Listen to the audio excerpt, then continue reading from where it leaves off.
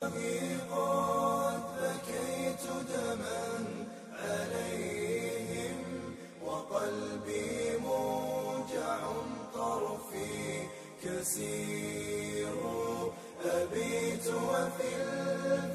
meeste godsdiensten vinden het eigenlijk ook erg belangrijk.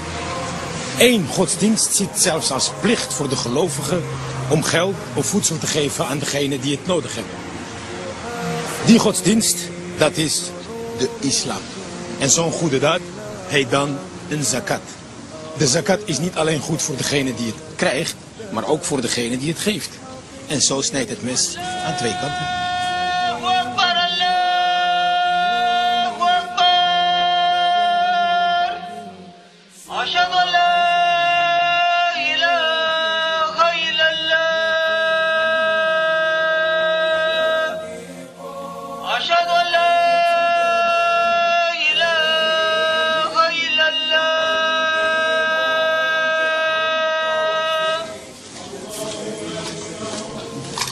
Oh, in de moskee mag je niet met je schoenen aan.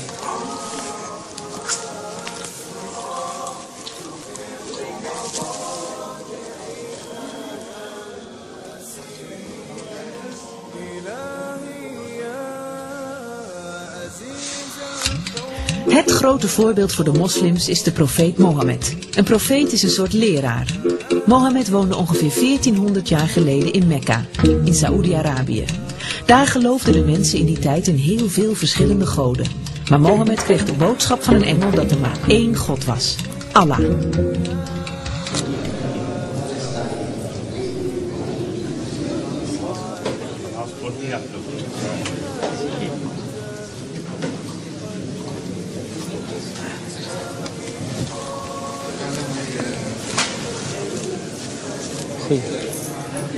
Assalamu alaikum. Wa alaikum assalam. Gaat goed? Alhamdulillah. Alhamdulillah. Zeg je altijd alhamdulillah. Het is niet zo druk hier, het is leeg een beetje. Nee, het is niet zo druk. Mensen zitten op school en ook op werk natuurlijk. Maar vrijdagmiddag is het wat drukker. Aha. Maar om te bidden moet je naar de moskee Nee, gaan? je hoeft niet naar de moskee. Je mag ook thuis bidden. Dus daarom zijn ook veel mensen die gewoon ook thuis bidden. En geloven de moslims alleen in Mohammed? Als moslim moeten wij geloven in alle profeten. En dan heb je natuurlijk Jezus als profeet, Mozes, Abraham, Noach en zo zijn er heel veel. Alle profeten die zijn... Alle profeten die ook in de Bijbel ook te geloven doen? Ja, wij geloven. Het staat ook in de Koran, de namen van de profeten en ook verhalen van de profeten. En ik weet wie hij is. Hij is de imam. Klopt. Ja.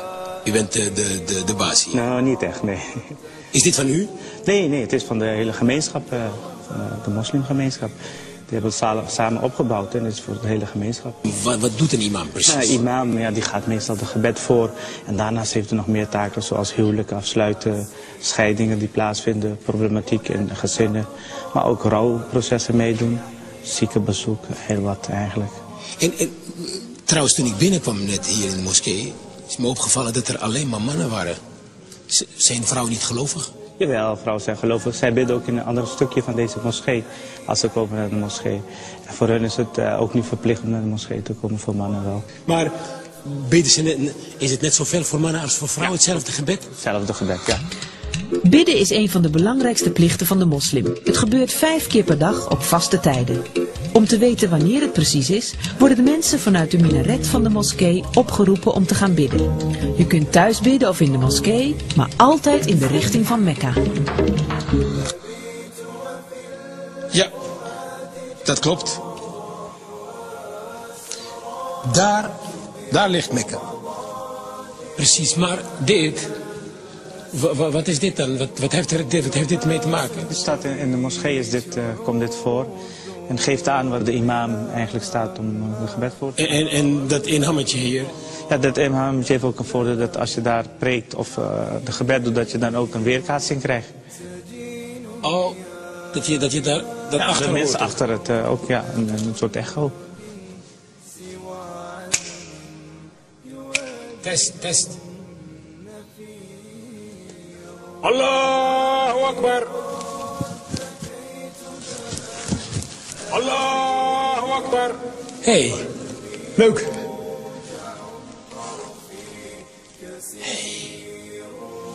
Een mooie koepel. Maar Hoort dit ook bij de moskee? Ja, zo'n koepel hoort bij zo'n moskee. De moskee van de profeet heeft een koepel en een minaret. En hoort een beetje bij de uitstraling van de moskee. De Koran is het heilige boek van de moslims. Het is geschreven in het Arabisch, de taal van Mohammed. Het zijn vooral teksten die vertellen hoe groot Allah is en hoe je in hem moet geloven. Moslims lezen elke dag in de Koran.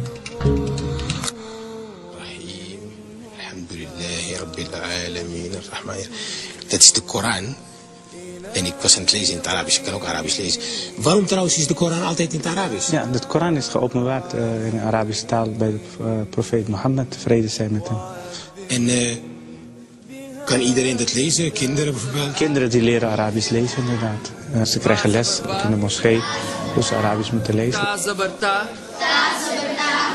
Sa zabar sa. Let op de uitspraak, hè. Ghain zabar ga. Qaf zabar qa. En deze qaf komt hier uit je keel. Qaf. Ja? Ja zabar ja. Oké, dit was het alfabet met zabar. Dus het teken dat boven staat. Ja? Zabar. Zonder het Nederlands alleen Arabisch gaan leren. China. Ja, Bani. Ja, Bani. Ja. Ja, Bani. Bil Huda. Wilda. Ja? Goed? Ja. En hoe ver ben jij? Hallo? Hallo?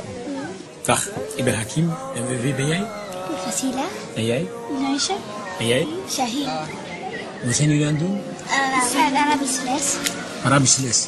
Kan je dat lezen? Ja? Makkelijk. Ja? Jij ook? Ja.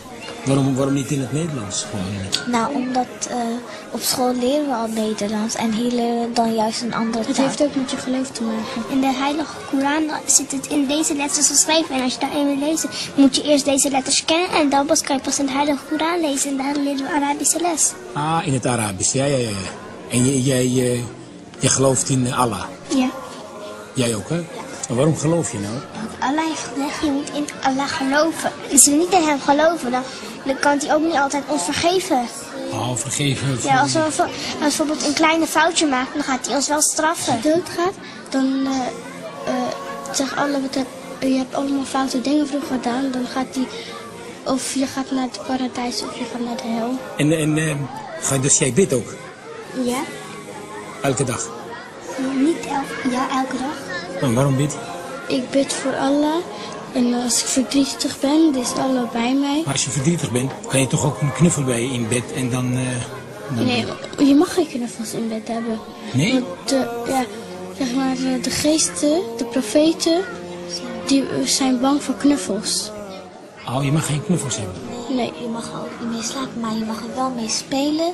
Je mag er niet mee slapen. En als je bidt, dan mag je het niet voor je hebben, want dan bid je tegen de knuffel. Dan moet je echt naar Allah bidden. Dan moet je echt niet naar niks denken, alleen naar Allah denken. Ga je ook naar de moskee bidden?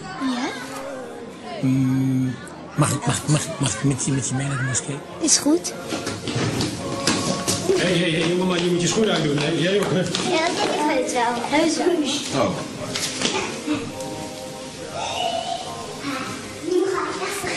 Je moet je wassen. Je moet je wassen. Oh.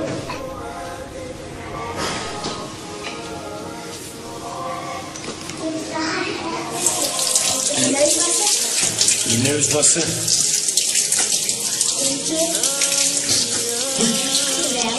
Ja.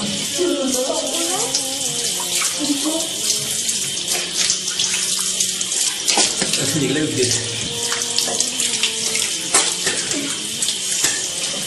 Oren. Oren 3 keer. Oren. En de haren wassen. Je haren wassen. Oh. De haren wassen. Dat wordt moeilijk. Goed, hij is schoon. En je voeten.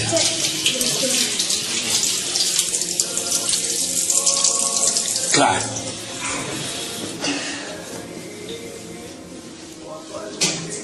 Wat een mooi ding. Ja, prachtig. Nou, zoiets zou ik graag willen aantrekken. Ja, natuurlijk. Ja, alsjeblieft. Mag dat wel? Ja, alsjeblieft. En de profeet, die liep door de straat en ging elke dag door de straat. Op één dag liep hij en er was...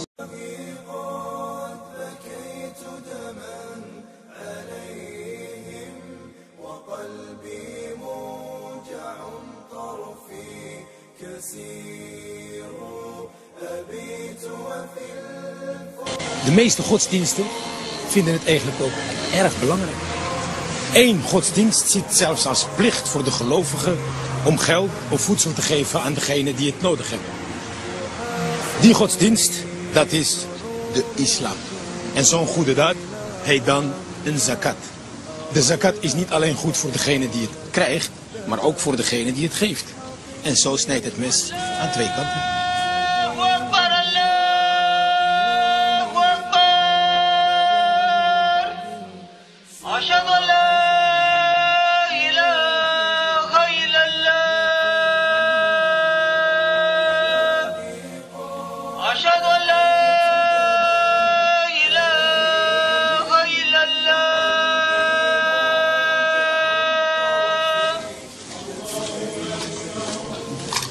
Oh, in de moskee mag je niet met je schoenen aan.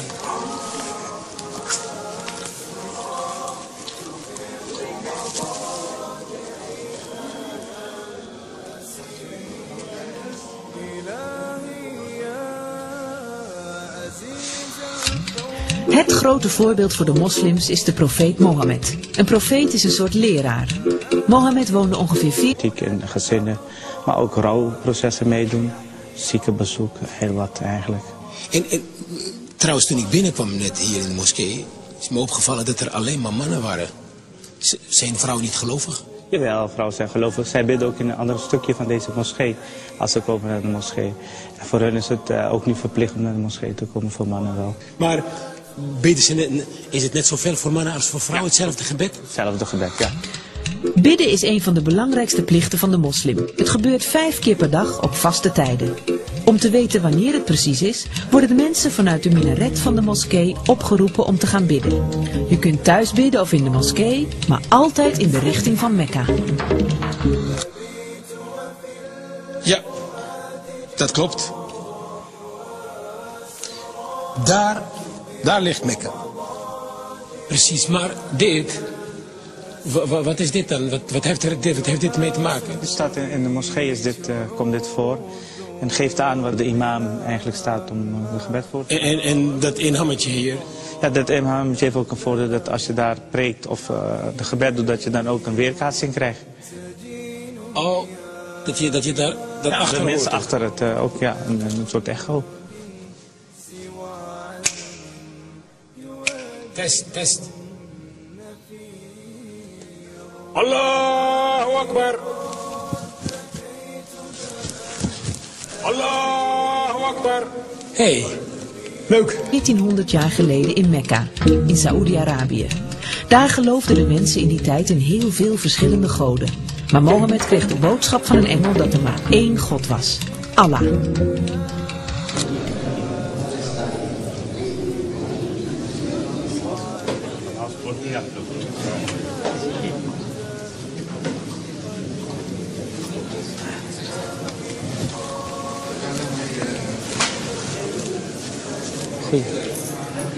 Assalamu alaikum. Wa alaikum assalam.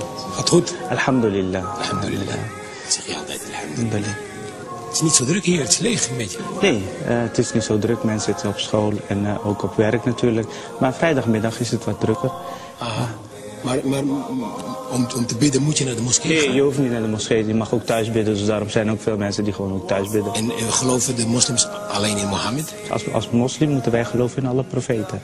En dan heb je natuurlijk Jezus als profeet, Mozes, Abraham, Noach en zo zijn er heel veel. Alle profeten die zijn... Alle profeten die ook in de Bijbel ook te geloven doen? Ja, wij geloven. Het staat ook in de Koran, de namen van de profeten en ook verhalen van de profeten. En ik weet wie hij is de imam. Klopt. Ja. U bent de baas hier? Nou, niet echt, nee. Is dit van u? Nee, het is van de hele gemeenschap, de moslimgemeenschap. Die hebben het samen opgebouwd en het is voor de hele gemeenschap. Wat doet een imam precies? Een imam die gaat meestal het gebed voor. En daarnaast heeft hij nog meer taken zoals huwelijken afsluiten, scheidingen die plaatsvinden, problemen. Ja. En hoe ver ben jij? Hallo? Dag, ik ben Hakim. En wie ben jij? Fasila. En jij? Neusje. En jij? Shahid. Wat zijn jullie aan het doen? Arabische les. Arabische les. Kan je dat lezen? Ja. Makkelijk. Ja. Jij ook? Ja. Waarom niet in het Nederlands? Nou, omdat op school leren we al Nederlands en hier leren we dan juist een andere taal. Het heeft ook met je geloof te maken. In de Heilige Koran zit het in deze letters geschreven. En als je daarin wil lezen, moet je eerst deze letters kennen. En dan kan je pas in de Heilige Koran lezen. En daar leren we Arabische les. Ah, in het Arabisch. Ja. En jij gelooft in Allah? Ja. Jij ook, hè? Ja. En waarom geloof je nou? Want Allah heeft gezegd, je moet in Allah geloven. Als we niet in hem geloven, dan kan hij ook niet altijd ons vergeven. Oh, vergeven. Ja, als we bijvoorbeeld een kleine foutje maken, dan gaat hij ons wel straffen. Als je doodgaat, dan zegt Allah, je hebt allemaal foute dingen vroeger gedaan. Dan gaat hij, of je gaat naar het paradijs of je gaat naar de hel. Dus jij bidt ook? Ja. Elke dag? Elke dag. En waarom bid je? Ik bid voor Allah. En als ik verdrietig ben, dan is Allah bij mij. Maar als je verdrietig bent, kan je toch ook een knuffel bij je in bed en dan... Nee, je mag geen knuffels in bed hebben. Nee? Want zeg maar, de geesten, de profeten, die zijn bang voor knuffels.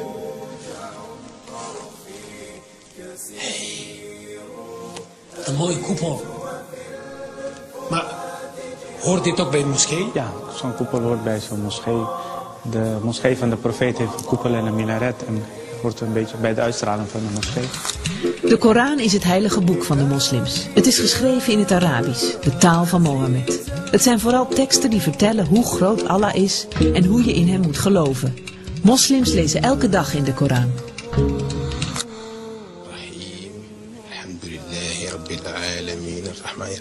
Dat is de Koran.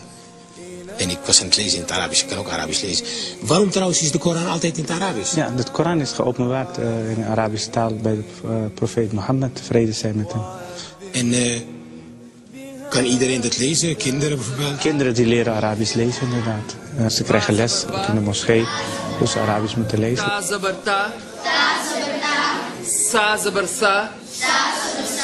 Let op de uitspraak, hè. Ghain zabarga. Qaf zabarqa. En deze qaf komt hier uit je keel. Qaf. Ja? Ja zabar ja. Oké, dit was het alfabet met zabar. Dus het teken dat boven staat. Ja? Zabar. Zonder het Nederlands alleen Arabisch gaan leren. Ja, ja bani. Ja bani. Ja. Bil huda. Ja?